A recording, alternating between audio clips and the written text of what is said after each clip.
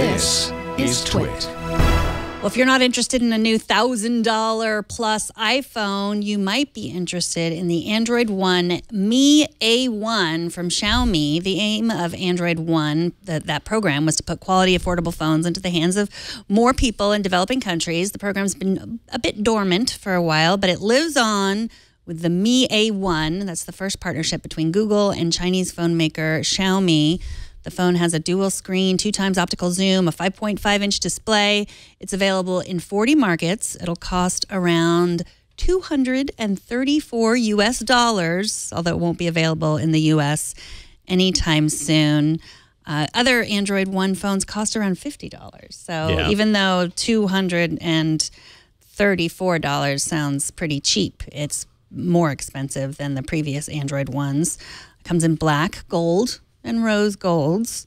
I know, Burke, you're looking for a phone, so maybe you can get yourself to get someone to give you one of these. He's shaking his head no. Dual camera, not a dual screen. Did I say dual screen? Dual camera. Yeah, dual screen. I didn't hear that, but yeah, there are such things as dual screens. The LG V20 had a dual screen, but that's not on here. Yeah, this is definitely probably the most kind of premium, if you want to call it that, Android One device that's existed to date. And Xiaomi is a fantastic manufacturer, right? Like, they've got an incredible presence and reputation in markets like India, which the Mi A1 is going to launch in India first, and then branch out from there. So I think it'll be interesting to see how this plays out, considering the cost difference. If Android One was really all about lowering the barrier and bringing, being a certain segment's first smartphone because the barrier is lowered so far and you get value for that cost and everything like that,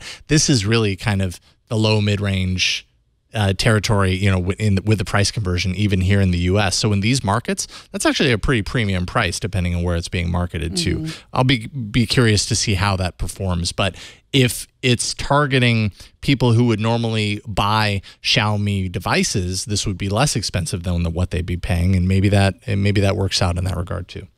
And so, I know it's not available in the U.S., but do you have ways? There are ways. There are absolutely. Ways. He has ways. I have ways. I don't have the ways. There are ways. I mean, we bought the Xiaomi Mi 4. Was it the Mi 3 or the Mi 4? I can't remember. It was a few years ago. But there are online markets, kind of like AliExpress or whatever, where you can import devices. Sometimes you can even find them in Amazon, depending on where you're looking and who's selling it and everything. But yeah, there are ways. But you're not going to find this legitimately in the U.S. Well, you might find it legitimately, but you're not going to find it in a carrier store. Okay. Xiaomi doesn't sell any of its devices in the U.S. It has not broken into the U.S. market yet, so it's just not going to be here unless it's imported by a third party of some sort.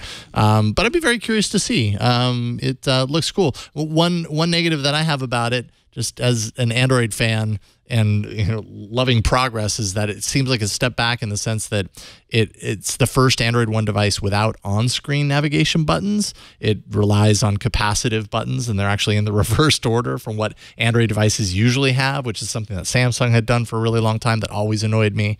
So there's that. But hey, $234 is not bad for everything that you get here. And it comes in rose gold. Rose gold, yeah. Never too much when you're talking rose gold.